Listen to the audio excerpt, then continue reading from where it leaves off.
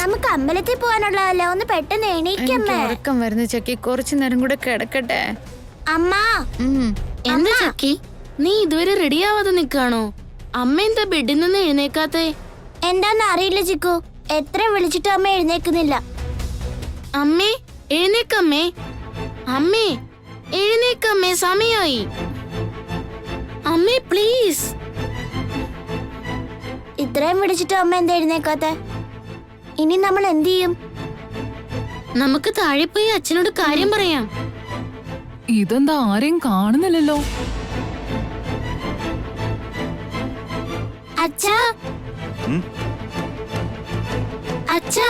ചക്കിമോളെ, നിങ്ങൾ എന്താ ഇതുവരെ റെഡി ആവാത്തത്? അമ്മ ഇത്രയും നേരമായിട്ട് എഴുന്നേറ്റിട്ടില്ല അച്ഛാ.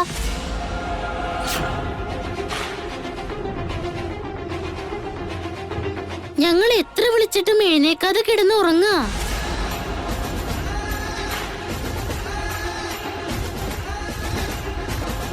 ഇതെന്താ ഇന്ന് തന്നെ ഇങ്ങനെ ഒരു ഉറക്കം? കുട്ടികൾ പോലും നേരത്തെ എണീറ്റു, പിന്നെ മേഘനയ്ക്ക് എന്താ പ്രശ്നം? ഇവിടെ നമ്മളൊക്കെ എഴുന്നേക്കുന്നതിന് മുമ്പ് അവള് റെഡിയായി നിൽക്കുന്ന ഞാൻ വിചാരിച്ചത്. മേഘനയ്ക്കല്ലെങ്കിലും വെറുതെ പറച്ചില് മാത്രമല്ലേ ഉള്ളൂ, അത് പ്രാവർത്തികമാക്കാനുള്ള കഴിവൊന്നുമില്ലല്ലോ. അവള് പറയുന്നതൊന്നും ചെയ്യുന്നത് മറ്റൊന്നും ആണല്ലോ. എന്റെ ചേച്ചി ഒരിക്കലും അങ്ങനെ ചെയ്യില്ല. അങ്ങനെയാണെങ്കിൽ ഇന്നത്തെ ദിവസം എന്താ അവൾ ഇത്രയധികം ഉറങ്ങുന്നത്? ഓ, ഞാൻ മറന്നു. ഇന്ന് മിഥുനല്ലേ പറഞ്ഞത് എല്ലാവരെയും കൊണ്ട് അമ്പലത്തിലേക്ക് പോണെന്ന്? മിഥുൻ പറഞ്ഞതുകൊണ്ട് അവക്കത് അനുസരിക്കണമെന്ന് തോന്നിക്കാണില്ല. മോം, ഏട്ടത്തി ഒരിക്കലും ഇത്രയും നേരം ഉറങ്ങാറില്ല. ചരു, നീ ഒന്ന് എന്താ നോക്കാം. മോളെ ചക്കി, നീ ഇങ്ങ് വന്നേ, ഞാൻ ഇന്ന് മോളെ റെഡിയാക്കാം.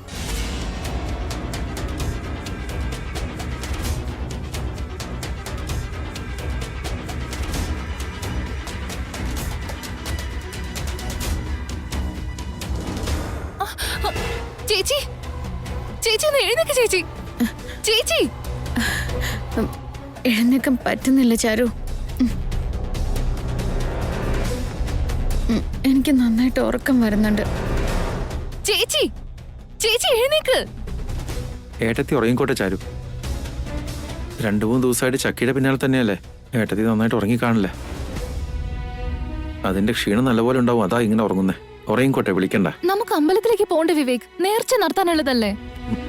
നമ്മൾ പോകുന്നുണ്ടല്ലോ ചാരു, നേർച്ചകളൊക്കെ നമുക്ക് നടത്തിയിട്ട് വരാം. പക്ഷെ അത് നടത്തേണ്ടത് ചേച്ചിയല്ലേ? ചേച്ചിക്കും പൂജ ചെയ്യാനുണ്ട്. അത് മാത്രമല്ല, ചേച്ചി ഇപ്പൊ വന്നില്ലെന്നുണ്ടെങ്കിൽ മഞ്ജരിയും വിവേകിന്റെ അമ്മയും ചേർന്ന് മിഥുനേട്ടനോട് ഇതൊക്കെ പെരുപ്പിച്ച് 100 ആക്കിയേ പറയൂ. മേഘനടുത്തേക്ക് തീരെ വയ്യെന്ന് വലിയേട്ടനോട് ഞാൻ പറഞ്ഞ് മനസ്സിലായിക്കോളാം. നീ ഒരു കാര്യം ചെയ്യ്, ഇവിടെ നിന്ന് ഏട്ടത്തിന്റെ കാര്യങ്ങളെല്ലാം ഒന്ന് നോക്ക്. ഞങ്ങൾ പോയിട്ട് വരാം. ഒന്ന് നിക്ക്, ഞാനും കൂടി വന്ന് മിഥുനേട്ടനോട് സംസാരിക്കാം. നടക്ക്.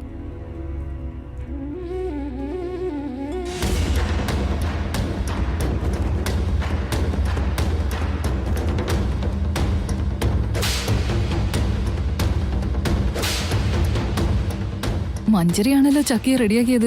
മിഥുന്റെ മുമ്പില് മഞ്ജരിക്ക് മാർക്ക് വീഴുന്ന ഉറപ്പാ.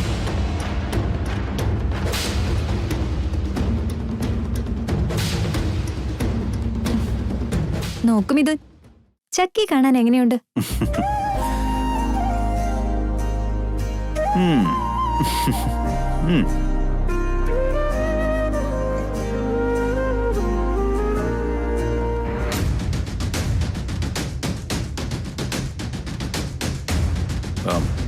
എന്തു പറ്റി വിവേക്? മേഘന എന്തി?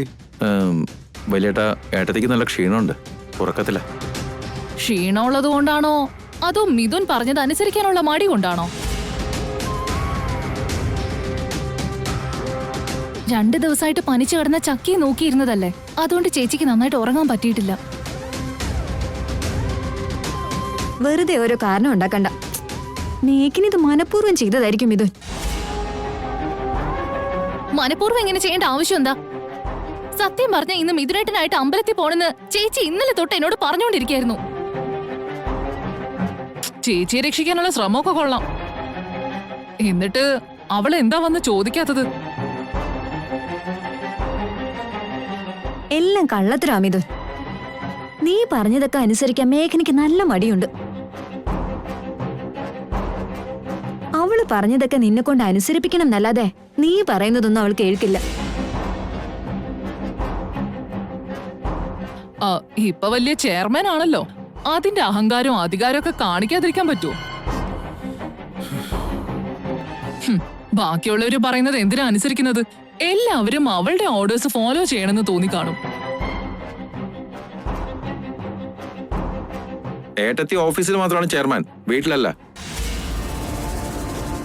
വലിയേട്ടാ, സത്യമായിട്ടും ഏട്ടത്തിക്ക് നല്ല ക്ഷീണമുണ്ട്.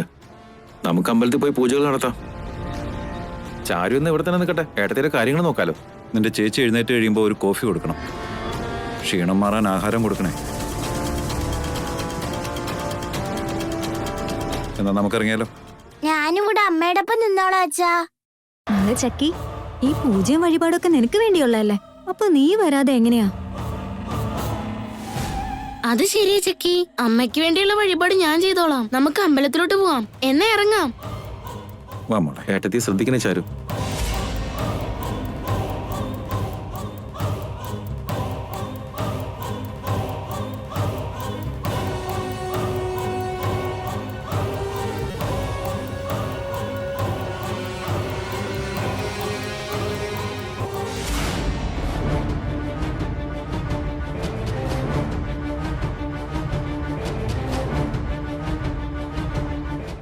ചേച്ചി ചേച്ചി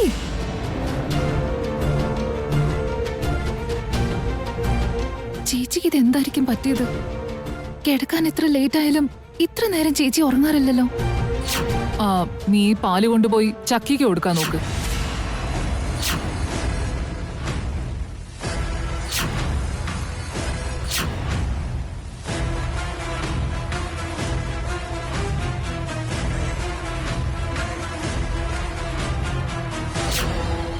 ഇനി മഞ്ജരിയും അമ്മയും കൂടി ആ പാലിൽ എന്തെങ്കിലും മയക്കുമരുന്ന് കലർത്തിയിട്ടുണ്ടാവോ?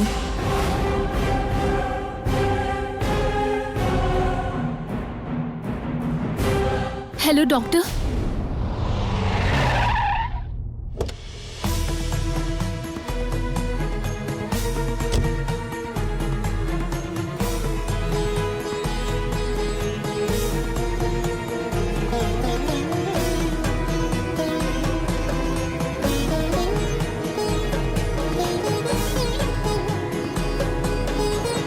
നമസ്കാരം. നിങ്ങൾ പറഞ്ഞ പോലെ എല്ലാ ഏർപ്പാടും ചെയ്തിട്ടുണ്ട്. ഞാനതിനൊന്നും പറഞ്ഞില്ലല്ലോ. ഈ തിരുമേനി എന്ത് ഏർപ്പാട് ചെയ്തു? എന്തേർപ്പാടിന്റെ കാര്യം തിരുമേനി? അതെന്ത് ചോദ്യം മിഥുൻ? ചക്കിക്ക് വേണ്ടി നിങ്ങൾ എല്ലാരും വഴിപാട് നേർന്നില്ലേ, അതുപോലെ മഞ്ജരിക്ക് നേർച്ചകൾ ഉണ്ടായിരുന്നു.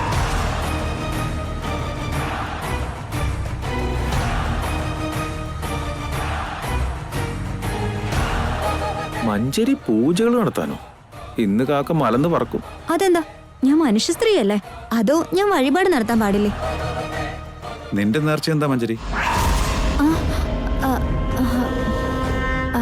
അത് മിഥുൻ, ഞാൻ നേർന്നത്. ഞാൻ പറയാം മിഥുൻ, ചക്കിയുടെ പനി മാറുകയാണെങ്കിൽ ദേവിയുടെ മുന്നിൽ ചുറ്റുവിളക്ക് കത്തിച്ച് 108 പ്രദക്ഷിണവും വെച്ച് കഴിഞ്ഞ് ഒരു ദീപകലശം കൂടെ നടത്തിക്കൊള്ളാന്നാ മഞ്ജരി വഴിപാട് നേർന്നത്. നിനക്കത് പറഞ്ഞാൽ എന്താ മഞ്ജരി? ശരിയാ മിഥുൻ. എന്നിട്ട് ഇക്കാര്യം എന്താ ഞങ്ങളോട് പറയാതിരുന്നേ? ഇവിടെ എത്തിയിട്ട് പറഞ്ഞ മിഥുനത് സർപ്രൈസ് ആവുമല്ലോ എന്ന് കരുതി. ഈശ്വരന്റെ കാര്യത്തിൽ സർപ്രൈസ് വെക്കണോ മഞ്ജരി? നിന്റെ അമ്മ ഞങ്ങൾക്ക് ഷോക്ക് തന്നത് മറന്നോ? പൂജകൾ നടത്താൻ അമ്പലത്തിലേക്ക് വരാന്നും പറഞ്ഞ് കിടന്ന് ഉറങ്ങിയത് കണ്ടില്ലേ? അമ്മയുടെ ഹെൽത്ത് തീരെ ശരിയല്ല, അതുകൊണ്ടാ വരാത്തെ, അല്ലാതെ ഷോക്ക് ഒന്നൊന്നുമല്ല. മേഘനെ എപ്പോഴും ഈ പിള്ളേര് സപ്പോർട്ട് ചെയ്യണല്ലോ ആന്റി. അതിലിപ്പോ അത്ഭുതപ്പെടാനൊന്നുമില്ലല്ലോ. നിനക്കിപ്പോ മിഥുന്റെ സപ്പോർട്ട് ഉണ്ടോ നോക്കിയാ മതി. വെറുതെ അങ്ങ് നേർച്ച ചേർന്നതാണോ? ഇതൊക്കെ എന്താണെന്ന് അറിയോ നിനക്ക് മഞ്ജരി? അറിയാതെയാണോ നേർച്ചകൾ നേരുന്നത്? നീ എന്തിനാ എല്ലാത്തിനും ഇങ്ങനെ സംശയിക്കുന്നേ? എനിക്കെല്ലാം അറിയാം വിവേക്, അറിയാത്തത് ചോദിച്ചു ചെയ്യാലോ. വെറുതെ ആവശ്യമില്ലാത്ത കാര്യങ്ങൾ എന്തിനങ്ങനെ ചെയ്യുന്ന മഞ്ജരി? ഈ 108 പ്രദക്ഷിണം ചെയ്ത കലശം ഉടയ്ക്കാന്നൊക്കെ പറയുമ്പോ ശരിക്കും നല്ല ബുദ്ധിമുട്ടായിരിക്കും. എന്താ അങ്ങനെ പറയുന്നത് മിഥുൻ? ചക്കി മിഥുന്റെ മകളാണെങ്കിൽ എനിക്കും അങ്ങനെ തന്നെയല്ലേ?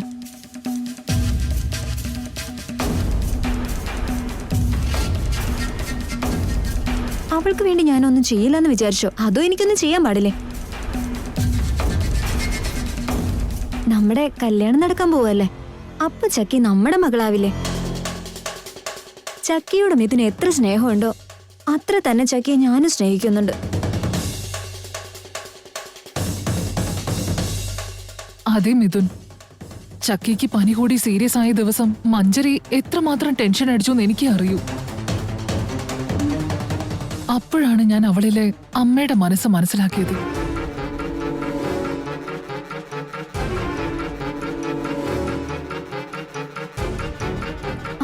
അന്ന് ഡോക്ടർ പറഞ്ഞപ്പോ ചക്കിയുടെ എന്റെ ബ്ലഡ് മാച്ച് ആവാത്തതിൽ എനിക്ക് നല്ല വിഷമം ഉണ്ടായിരുന്നു. മാച്ച് ആയിരുന്നെങ്കിൽ എന്റെ ശരീരത്തിൽ അവസാന തുള്ളി രക്തവും ചക്കിക്ക് കൊടുക്കാൻ ഞാൻ തയ്യാറായിരുന്നു മിഥുൻ.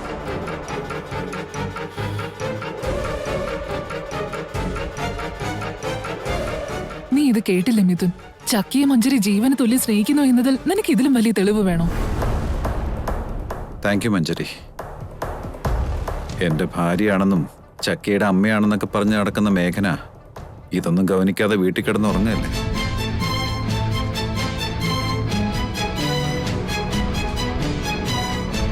പക്ഷെ നീ ഇപ്പോ എന്നോടൊപ്പം നിന്ന് ഇതെല്ലാം ചെയ്യാൻ കൂടുന്നു.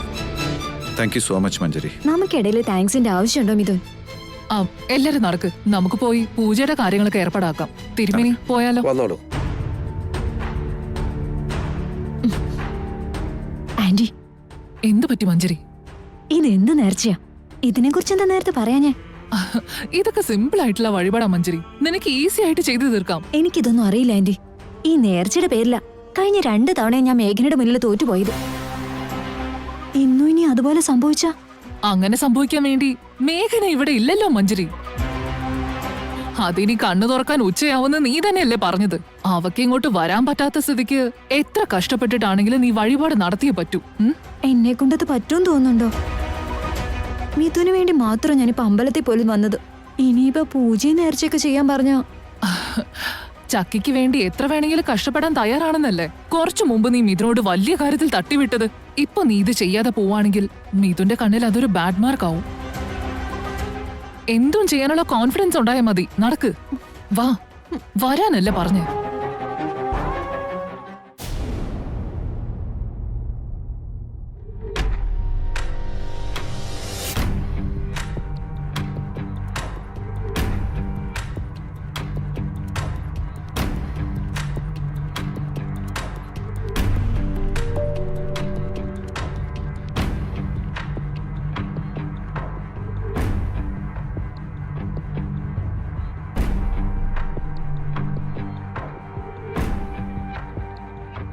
ചേച്ചിക്ക് എന്താ പറ്റിയത് ഡോക്ടർ? പേടിക്കാനായിട്ടൊന്നുമില്ല.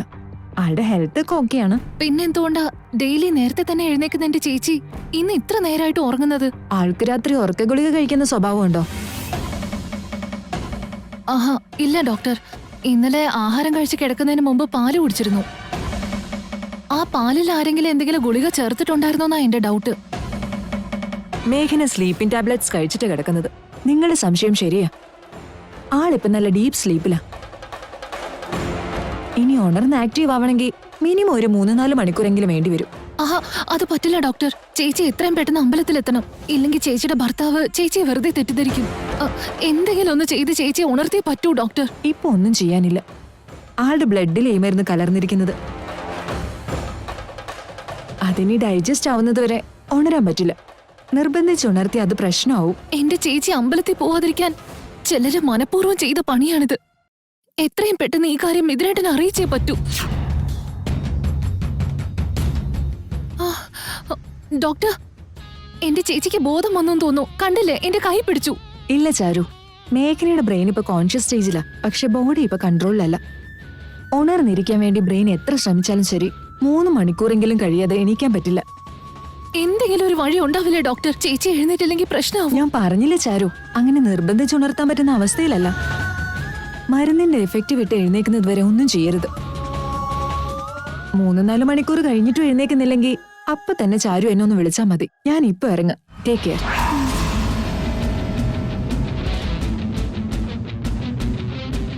എന്താ ചേച്ചി ഇങ്ങനെയൊക്കെ സംഭവിക്കുന്നത്? നൈറ്റ് ഞാനായിരുന്നു കുറച്ചും കൂടി സൂക്ഷിക്കേണ്ടിയിരുന്നത്. അമ്മയും മഞ്ജരിയും കൂടി പാല് കയ്യിൽ തന്നപ്പോഴേ ഞാൻ സംശയിക്കേണ്ടതായിരുന്നു. ഒരാവശ്യമില്ലാതെ ചേച്ചിയെ കൊണ്ട് നിർബന്ധിച്ച് ആ പാല് മുഴുവനും കുടിപ്പിച്ചത് ഞാനാ.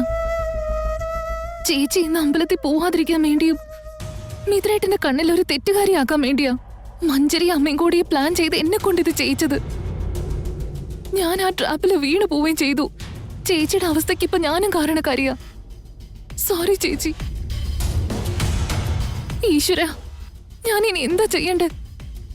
ചേച്ചിയെ കൊണ്ട് ഞാൻ ഇനി എങ്ങനെ അമ്പലത്തിലേക്ക് പോകുന്നേ? ഇനി നിനക്ക് മാത്രമേ ഞങ്ങളെ രക്ഷിക്കാൻ കഴിയൂ. ആദ്യം പോയി നിങ്ങളുടെ നേർച്ചകളൊക്കെ ആരംഭിച്ചോളൂ. അതിനുള്ളിൽ അർച്ചനയും അഭിഷേകവും ഒക്കെ ഞാനിവിടെ ചെയ്തോളാം. മിഥുൻ, എന്റെ നേർച്ചകളൊക്കെ ആരംഭിക്കാൻ ഞാൻ റെഡിയാ. ഒന്നുകൂടെ ആലോചിച്ചിട്ട് പോരെ മഞ്ജരി. ഇതൊക്കെ മേഘനയെ കൊണ്ടേ ചെയ്യാൻ പറ്റൂ. നിനക്കത് ബുദ്ധിമുട്ടാവും. മിഥുനും എന്നെ അങ്ങനെയാണ് കാണുന്നത്. മേഘനേക്കാൾ എന്ത് കുറവാ എനിക്കുള്ളത്? ഇതുപോലെ നേരത്തെ 2 തവണയും ഏട്ടത്തിയെ തോൽപ്പിക്കാൻ വേണ്ടി ഓരോന്നെടുത്ത് തലയിൽ വെച്ചിട്ടേ എന്താ നടന്നതെന്ന് ഓർമ്മയുണ്ടല്ലോ അല്ലേ? നീ ഒന്നും മിണ്ടാതിരിക്കും വിവേക്. അപ്പൊ അങ്ങനെ സംഭവിച്ചു എന്ന് വെച്ച് എപ്പോഴും അങ്ങനെ തന്നെ നടക്കണമെന്നുണ്ടോ? ഓരോരുത്തർക്കും ഓരോന്ന് പറഞ്ഞിട്ടുണ്ട്, അവർ അതേ ചെയ്യാവൂ മോം. നീ ആ പറഞ്ഞത് ശരിയായിരിക്കും വിവേക്. ഈ നേർച്ച നടത്തേണ്ടതൊക്കെ മേഘന തന്നെയാ. എന്നിട്ട് അവളെവിടെ? വീട്ടിൽ കിടന്ന് സുഖമായിട്ട് ഉറങ്ങുകയല്ലേ? അവൾക്ക് കുറച്ച് ഉത്തരവാദിത്വം ഉണ്ടെങ്കിൽ ഇങ്ങനെയൊക്കെ ചെയ്യൂ.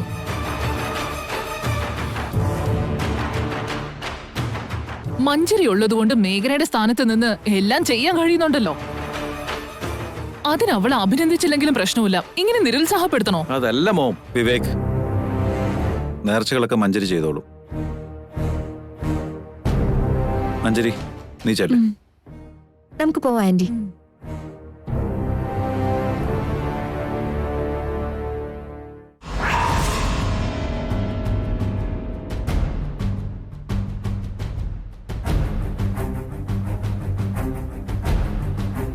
നേർച്ചകളൊക്കെ ചെയ്യേണ്ട നമ്മുടെ അമ്മ ഒന്ന് എഴുന്നേക്കാൻ പോലും പറ്റാതെ വീട്ടിൽ കിടക്കേണ്ടി വന്നല്ലോ. അതിന്റെ പേരിൽ അച്ഛന് വീണ്ടും അമ്മയുടെ ദേഷ്യമായി. ഇതിനെല്ലാം കാരണക്കാരി ഞാനാ ചിക്കു.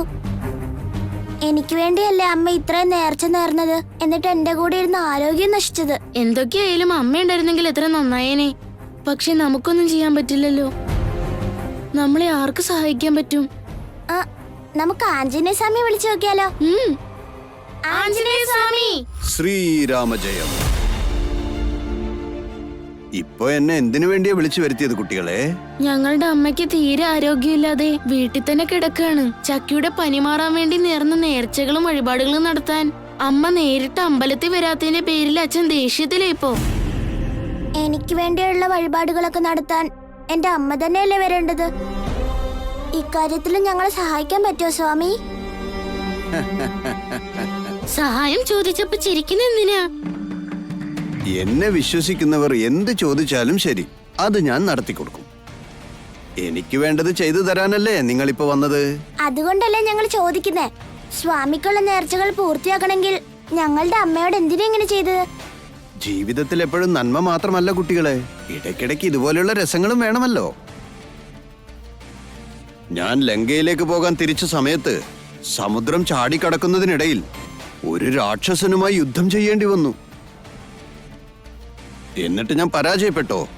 ഒരിക്കലുമില്ല. ഞാൻ ലങ്കയിലേക്ക് പോകാൻ തീരുമാനിച്ചാൽ ലങ്കയിൽ തീർച്ചയായും എത്തിയിരിക്കും. അപ്പോൾ എനിക്കുള്ളത് എന്തെങ്കിലും സാധിച്ചെടുക്കണമെങ്കിൽ അത് നടത്താതിരിക്കുമെന്ന് തോന്നുന്നുണ്ടോ? അതുപോലെ തന്നെയാണ് നിങ്ങളുടെ അമ്മയുടെ കാര്യവും. ഒരു കാര്യം തീരുമാനിച്ചാൽ അതെങ്ങനെയും ആ അമ്മ നേടിയെടുത്തിരിക്കും.